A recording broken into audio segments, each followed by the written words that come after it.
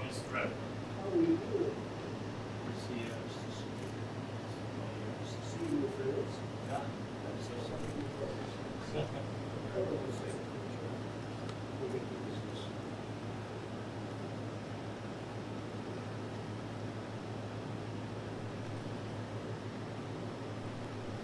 President, do you think Putin is serious about peace this time? I do. I think he is. I think they will. I called him. I'm talking to him. What was your message to Mr. Putin? Gotta make a deal. Gotta get it done. Too many people dying. And I think both presidents want to make a deal. We believe that. I'm going to brief you on What would it do? We need Putin again soon. Depends. I do believe that we have the makings of a deal that's good for Ukraine, good for everybody. It's very important. There's nothing more important, in my opinion. We settled 8 wars, and this is the most difficult one. I thought it would be in the middle of the pack.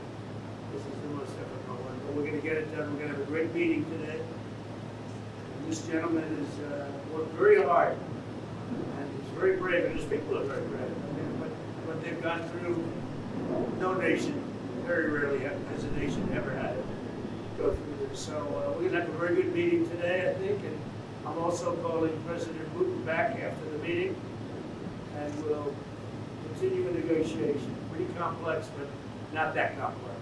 Can you meet the New Year's Day deadline? I don't have deadlines.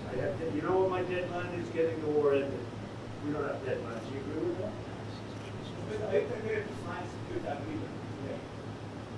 Well, it depends what the security agreement says. What a dumb question. Nobody even knows what the security agreement is going to say. But there will be a security agreement. It'll be a strong agreement.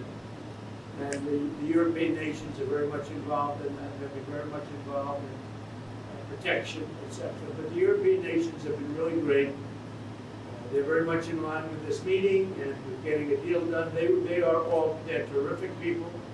I think you can say that. There's nobody bad. They all want to get it done, and they've been very supportive, I think. Thank you so much, Mr. President. Thank you for this meeting. Thank you for your invitation. Yes, really, I agree with President. Our teams, they do what they can. And I think that during last month they moved forward with negotiations and Americans, and thank you very much for your team, for Steve and Jared. And they worked very well, I think. And they worked on different documents. I hope that all these documents can bring peace as quick as possible. So, and I agree with the President that really reduced. Yes, the President is in contact with them, and maybe we will have contact with them. We can go Today. What made you want to come in person to meet the President today? Sorry? What made you want to come here to Mar-a-Lago to meet the President today? What? Yeah. What? Why? So we have we spoke about our teams. They work on 20 points plan. Then they worked on prosperity and security document. And 20 points plan is very important. We have to discuss and sequencing plan. Very important. Our teams talked about strategy, how to make step by step and to bring this closer, and we will discuss this strategy. Mr. President, are you going to make territorial concessions? We will speak about 20 points plan. There are in 20 points plan, 90% by the way was done by our 2 teams. I think they made a great job, great work, and yes, we will discuss these points also. And there are great economic benefits for Ukraine also. Because, you know, there's a lot of rebuilding to do. There's a lot of wealth to be had. And they have great wealth. Potentially, they have great wealth. They want to get started.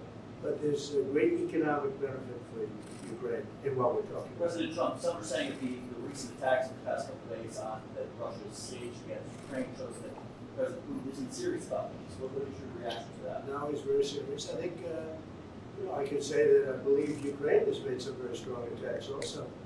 And I don't say that negatively. I think you probably have to. I don't say that negatively. But I think, and he hasn't told me that, but there have been some explosions in various parts of Russia. And it looks to me like, I don't know, I don't think it came from the Congo. I don't think it came from the United States of America. It possibly came from Ukraine, but I haven't asked that question. Maybe I won't bother asking. You know, they're fighting a war, and we'll see what happens. But I believe it's a war that we have two willing parties, we have two willing countries. They want to see it end. The people of Ukraine want it to end, and the people of Russia want it to end, and the two leaders want it to end. Mr. President, on the economic benefits for Ukraine, Europe is holding some billions in frozen Russian assets. Do you believe that should go to Ukraine to help rebuild, or go back to Russia? None of that's been determined, but it'll go. It's going to go very quickly. I think we're in final stages of talking, and we're going to see. Otherwise, it's going to go on for a long time. It'll either end, or it's going to go on for a long time, and millions of additional people are going to be killed. Millions. So would you say, And nobody wants that. are you so frustrated with this process? What? Would you say you're When so you frustrated?